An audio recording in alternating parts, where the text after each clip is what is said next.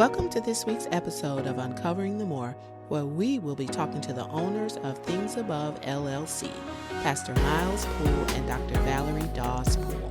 Thingz Above LLC is committed and passionate about training firearm owners in the proper use, safety, and storage of firearms to eliminate accidental shootings.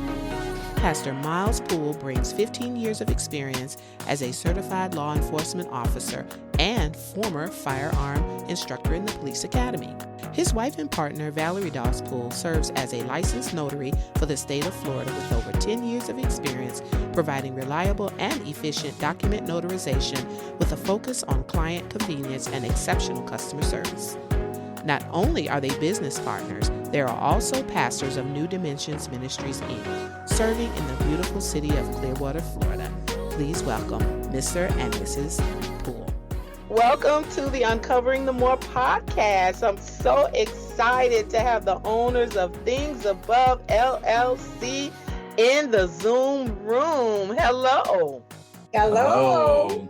Yes, I'm so excited. You've been sponsors and supporters, and I thought it would be so important and appropriate as well because you all have personal life experiences and your business kind of reflects that a little bit. So let's just jump right on in. And can you tell us why you started the business? And tell me who you are, first of all. Whoever wants to go first, that'll be great. Valerie Poole, the vice president of Thingz Above. While we started the business, we had a concern about gun owners not being properly trained. And we were seeing an increase in shootings and in death. So with my husband being a former law enforcement officer, we felt that it was a need to do some, to start the business and do some training for shooting guns and also for gun safety and also how to properly clean a gun. So that's how the vision came about. Very good. That's certainly something that I feel is needed, especially now with open carry, but I think it's always been needed. You know what I mean? And how do you connect the notary services part of it? The notary service piece is connected mainly a lot when people are purchasing private guns from private citizens. So there's sometimes required legal documentation that is needed.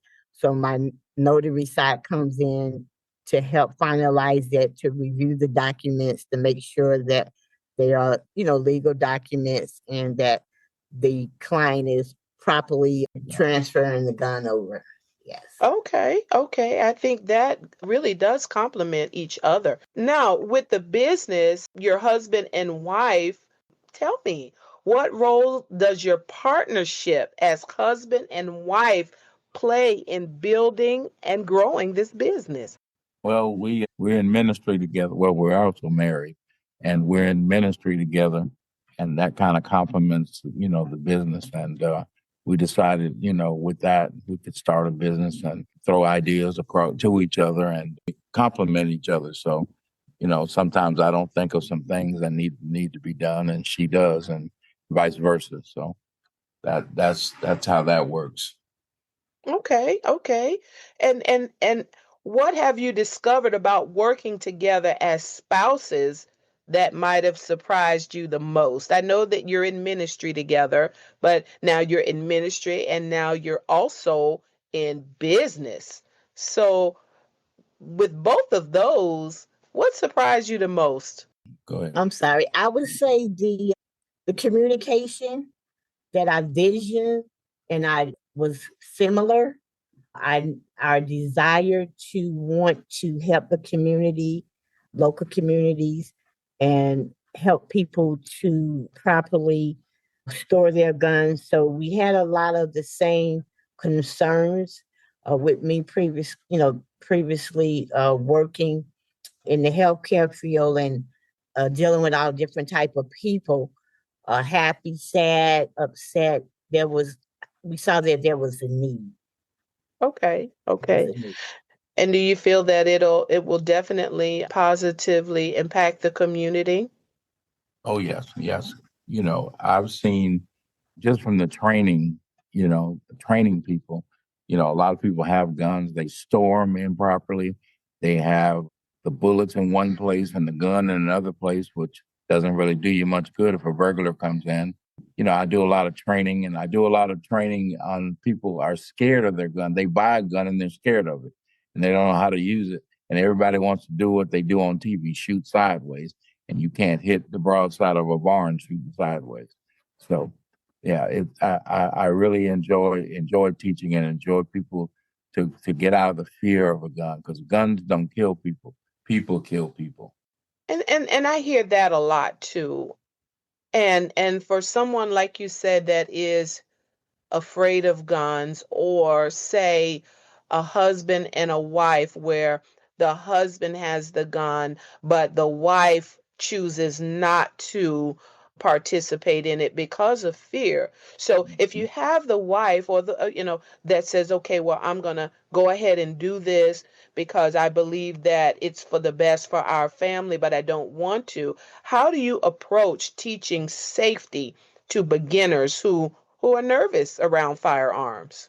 Well, the first thing you do is you let them hold a unloaded firearm and let them get them over the fear of touching it, playing with it per se, and then once you take, and I have a BB gun that looks just like a Glock, just like a regular gun, and same weight and everything, but it shoots BBs, and I let them shoot that first, and that kind of helps them ease away from the fear of it. And then once we go to the range, I tell them and say, "Nah, you just got to get over the noise, but it's only going to last a second. And once they shoot it the first time and they realize it's not as bad and the recoil is not as bad as they think it is, then they're okay. But you have to be gentle with people. You can't yell at them. I've had former or I have other instructors that I know that yell at their clients, and they're like they're in the military, and I don't do that. You have to have a gentle approach. Put your hand on them, be gentle, and let them know that you're there with them and that the gun's not going to hurt them. And once they get over that fear, then they shoot very well. I know Mother Evans from our church, I and do. yeah, she's been through the course, and Wow. yeah, and she can shoot. Yeah, Whoa. yeah, and she's what, 83? 83. 83, yeah. Wow. Well, with that being said, what are some of the misconceptions you often find about firearms and gun safety? What are some misconceptions? Well, people always feel that if they see a gun laying around, it's not dangerous. I treat all guns as they're loaded, even though they may not be loaded. And the first thing we do is when we know we're going to handle a gun is we make it safe. And you have to we open it, and rack it a couple times to let you know and the person know that you're training that the gun is empty. And because you can easily pick up a gun that's loaded and shoot somebody and hurt them and or kill them. And most people think, oh, that gun's not loaded. Or that's it. It's not a danger, and they are. Now, you have to treat them like they are all loaded. That's how I treat them. Okay. Well, I think, do you find that more seniors are, taking the course and interested in gun safety now? Because you Uh, mentioned, our church member that just, she has gone through the training. Do you find that it's more empowering? What are your well, thoughts? it's been slow for us right now, but in the trend that we're having right now, it's kind of 50-50. It's older and younger, that one, because I had that couple that we did, the cable guy. Yeah, they were in their 40s, and mother's is was in our 80s, and then we had, who else did I have? The young, oh, my son and his wife, they're younger. So they were interested. They did very well too. They went out and bought guns and everything. They were gung ho about it. So you have some people that are shy, and then you have some people that are gung ho and they go out and buy everything and do everything you say. Then you have some people. I've had some men that took my course that didn't pass because they they shot in the woods before, so they knew everything, and they were going to tell me how to teach the class. And that's one of the rules of the class: you follow the rules of the instructor. If you don't, you can fail. You know. Oh, wow. So, is there a license that goes along with after you finish the course that you take? No, I don't. I don't. I'm not qualified to do the concealed weapons permit yet. I haven't taken that class. I can just train you and teach you safety and teach you how to shoot. I give you a certificate showing that you've been through the class. Okay, okay. And so, because you saw the need and because of your past experience, this caused you to step up and use the past experience that you had to encourage the community. How That's passionate are you about it? Well, I'm very, very passionate because I don't like to see anybody get hurt by a weapon, but especially children. And most gun owners don't realize that they do have to keep that away from children because children are curious, and when they find something, they're gonna play with it. They're gonna see, what's this? It's a gun. Let me play to see if it fires. But if you train them properly, like my kids growing up, I've been in law enforcement all my life, and my kids knew I had a gun. They knew where it was, and they knew not to bother it. And I let them touch it. I let them touch. This is a gun. This is your daddy's gun that he uses for work. You're not to bother this or touch it or play with it. And they knew that. So you have to teach proper gun safety and to children, especially children, because children are curious. That they are. That they are. So I tell you, I definitely appreciate what you're doing because, I'll be a little transparent here and say that I am very fearful of guns. I never let my grandchildren play with toy guns or anything like that because I know you said that guns don't kill people People or kill. people. Yeah, yeah. How does it go? Say it again. Guns don't kill people. People kill people. Right. And it's just we hear of so much of it that it's just very intimidating for me. And even to the point of, would I actually shoot someone? I mean, has anyone ever asked you that question or they feel Oh, like if sure. I'm really back up against the wall, am I actually going to do it or I'm just going to take the gun and throw it at them and run the other way? No, You know what I mean? well, your doctor here had fear of a gun. She didn't want to touch it or do have anything to do with it when we met. But after we started dating, I told her, I said, you're going to date me. You're going to have to know how to use a gun and properly use it because if something happens to me, you need to protect me. And she finally learned how to shoot. Very good student. Listen, and I have to say, I'm not trying to be sexist, but most of my students are women, and women always follow instructions. Men don't. You tell a man, load the gun and put it down. He loads it and aims it and wants to shoot it and all. He doesn't and they don't follow instructions. You have to tell them 2 or 3 times. But women, you tell them one time, put 2 rounds in the target, set the gun down. They do that. And that's one thing I can say. And I'm not being sexist here, but that's just my experience as a teacher. And I was a teacher in the police academy, also in Marietta. I was a firearms instructor there for the new recruits, and I also did the qualifications for the guys that are on the street. You know, and so I only not only do I teach gun safety and to be safe and how to use it, I also teach you how to clean it because you believe it or not, there were veterans on the police force that when it was time for qualification, and I inspected their gun, they had green bullets in their weapon, which means the bullets had molded, because they didn't change you have to change your bullets as well in the firearm. You can't just leave them in there.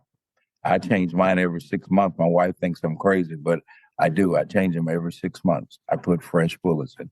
I don't want to kill nobody in the dirty bullet. I'm sorry. Wow, interesting. Interesting, I would say. Do you believe that maybe it's the respect for what a gun can do that makes someone a little bit more cautious? Because I would think for myself, because I know that the danger, of the gun. And like I said, it's still like a little in my head, I'm still thinking guns kill, people Right, kill, but in my mind, and that conception is still there because there's just so many deaths, right. by guns. But I would think that because I respect what it can do, that I would be more careful if I'm in a class. Right. And once you learn how to properly use it and what it can do and what it can't do, then you get more comfortable around it. I mean, even as a police officer, I was not comfortable until I learned how to properly shoot. And then we shot. We didn't have semi-automatics then. We shot 38s and revolvers, and those were not as easy for a mistake to happen. But a mistake can happen with any gun. But if you know how to properly use it, you know how to load it, you know how to properly store it, you won't have any accidents. You just won't, and you'll feel comfortable about it yourself.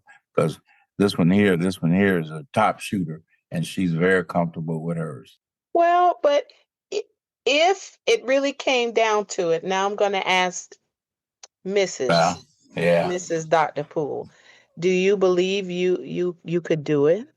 I believe that I could. I hope that I never have to, but with the training that he has taught me and being in the business and being and watching him, if I needed to, I believe that I could, but I pray that I don't have to.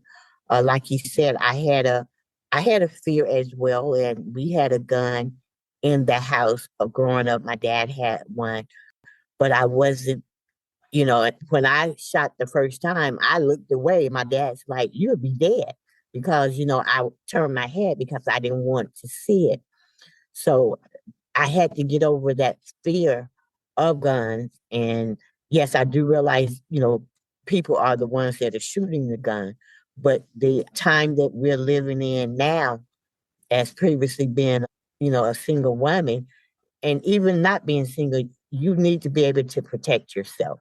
Being able to shoot or having access, once you get a gun and have it, registered, even though we're open carry, I feel more safe because it's just the time that we're living in that things have changed compared to even 10 years ago.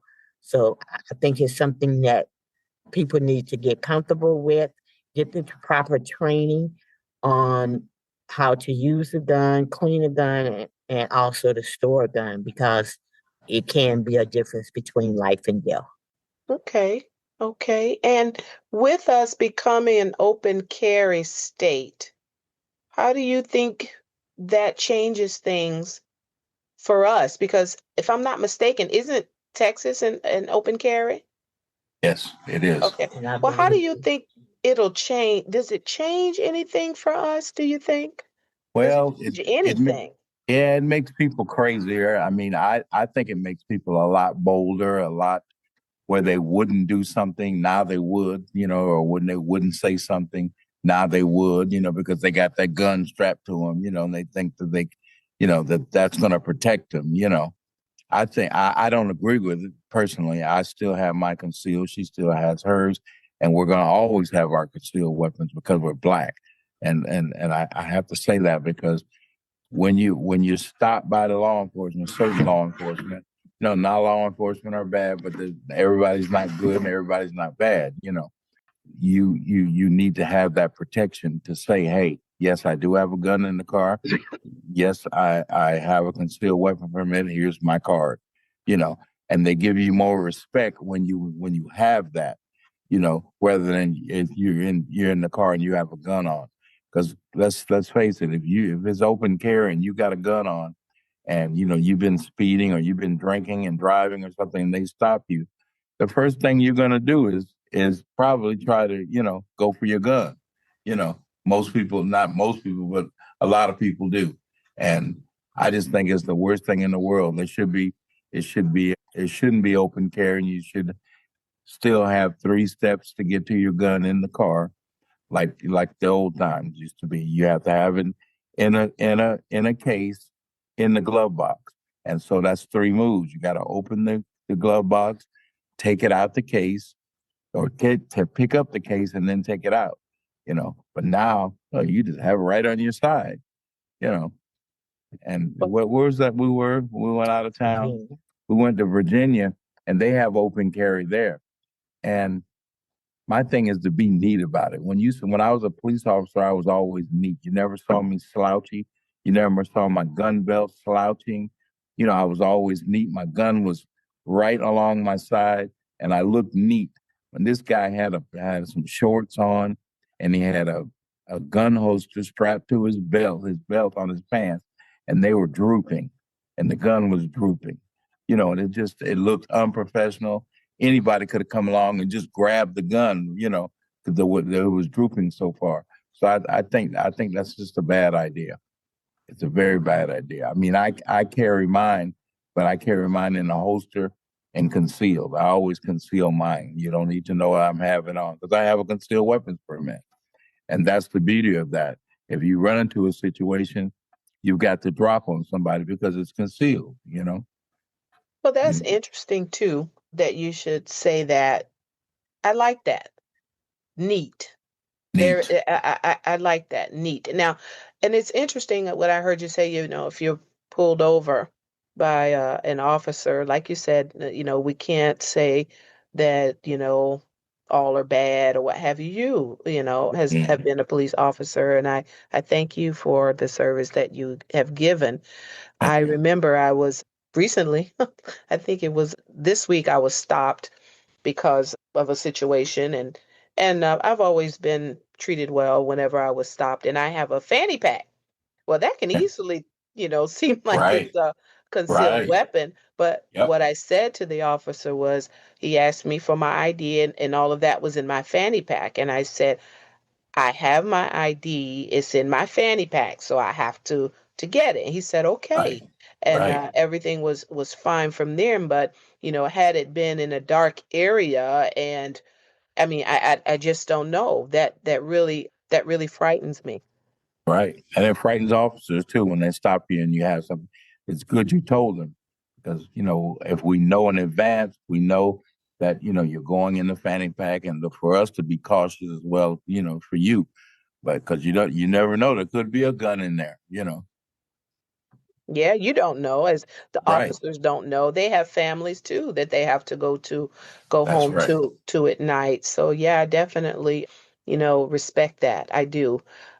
Because I've known very good officers, and they do a good job. We can't put them all in a bucket. It's just Right. that more of the ones that have done things that weren't so good have really been in the spotlight versus the ones that are doing really good things in the community, with the children and in their neighborhoods. So, you know, I appreciate that. Now I'm going to shift a little bit, and we're going to kind of go back to talking to both of you about being a married couple doing business. Let's go back a little bit. I think you talked about it together, but do you recommend couples going into business together? Do you know other couples that are in business together? I mean, what are some of the pros and cons? What would you say? Well, we do know other couples that are in business together. I would first say if they're considered thinking about it, the first thing you need to do, like we did, first of all, you need to seek God and get His direction to make sure that it's something that He has placed in both of your spirits to do. Always say, like the word says in Habakkuk, I believe the second chapter, first verse, write the vision. We both had visions for his side of the business, the firearms, and also for my notary side. So we wrote the vision, we communicated, we brainstormed, and then we made the business plan. Then we implemented the business. So I would encourage it if it's something that is your passion or something, whatever it is, and you see that there's a need. I would never discourage a person from pursuing their dream because a dream is possible if you act on the dream. So whatever the business may be or whatever that dream may be, follow it through. But most of all, seek God first, and He will guide and direct you on how to do it, and keep that open line of communication is very important.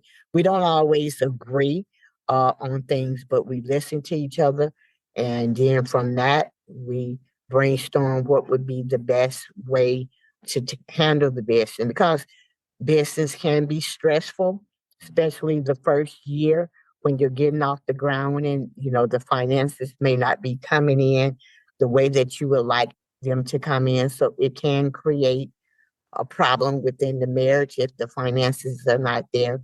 But if you believe in each other and support each other, you can get through the rough patches. Okay. And Okay. then the sunshine on the other end of it. Okay. Okay. You have anything to add? Yeah, yeah. Communications is just like your marriage. In a business, you have to have that too, and you don't know everything. Just because I was a cop for 15, 20 years doesn't mean I know everything. She's had some good ideas to implement in the business on my side, and I've had some good ideas to implement on her side. So you got to listen to each other. No, there's no wrong answer. You just have to discuss it and stay positive. And I get a little discouraged sometimes because it's not the business isn't flowing like I want it to flow. But she's always encouraging and telling me, well, it's slow right now. It'll pick up. And then as soon as she said that, something happens. Somebody will call or somebody will say, hey, I want a class, and there you go. Or somebody needs a notary, and we're off to the races. So like I say, we just have to stay positive and listen to one another. And it's like being married. It's just an extension of marriage. That's all. We're just running a business together. It's like we're in ministry together. I've been married before, and I've had a wife that really didn't want me to go to ministry. She didn't want me to go to church on Sunday. So I'm glad that I have somebody now that understands that I got to press the mark and go to church. And I don't get no attitude about that, and I don't get an attitude with her. I did have to slow her down a little bit when we first got married because she was going everywhere, speaking everywhere, and going to every church event. I said, well, come on now, you got to spend time with your husband, you know. But after we settled that, then we're okay. So, and now I just go with her now, pretty much. Or if I don't want to go, she don't press me to go. So, but yeah, I enjoy being in business with her because she's very intelligent, very smart, and she keeps her eye on the prize. And she's very good with finances where I'm not. And so she that you always have somebody that's good at one thing and somebody that's not. So The balance. yeah, that balances out. Yeah. I love that. I love that. How long have you been married? 10 10 years. years. This 10 past July. years. Yeah. Okay, in July it was 10 years. That's awesome. I love that. I tell you, there are some things that we can learn from both of you for another time. We have to talk about, you know, marriage. What, a second time around? Was this the second time for both of you? Oh, it's No, been a few. it's been a few for both of us. Oh, okay. There's a song by Shalimar way back, second time around. Yeah, yeah, Amen. So yeah, yeah. that's what that is. And, getting sweeter and sweeter.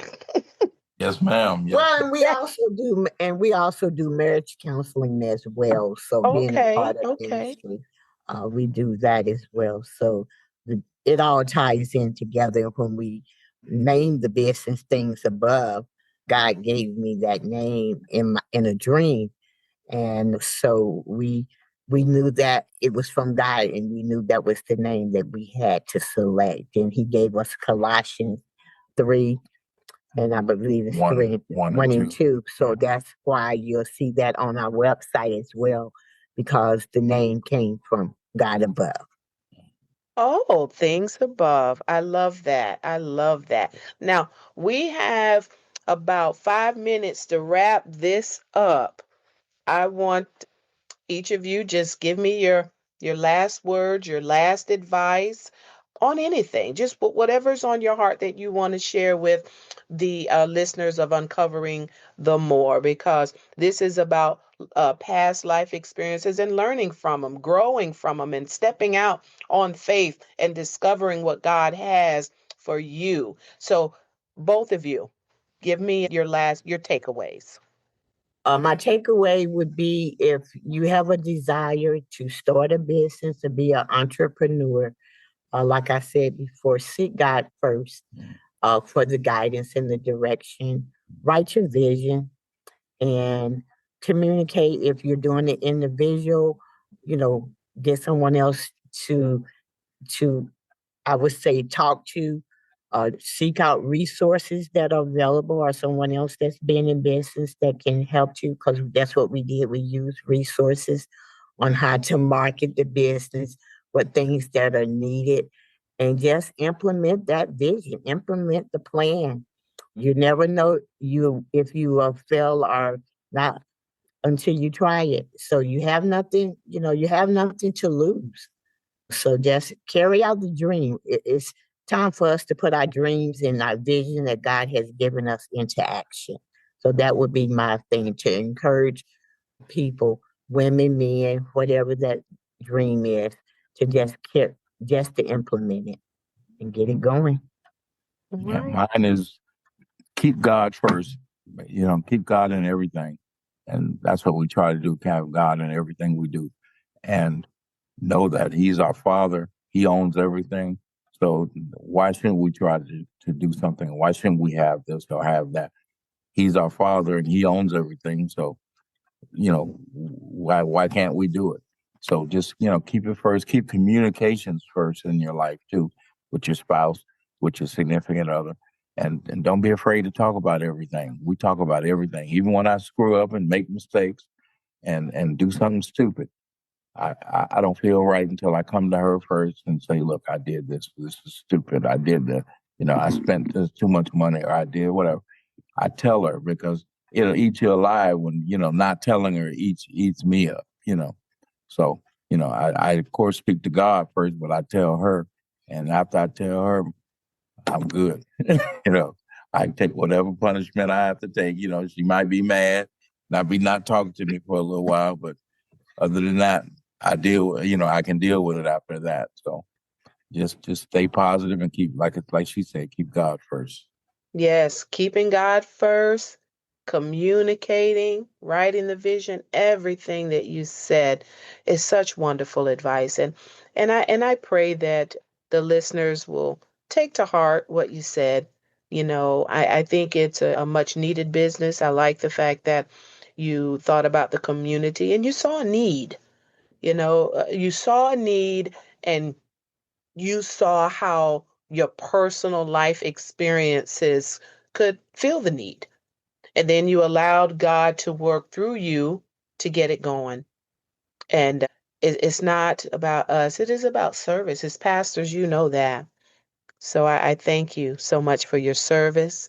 I thank you so much for your time. And I thank you so much for your encouragement. And I pray that your business will continue to help others, that it will continue to grow, and let it continue to feed y'all. Huh?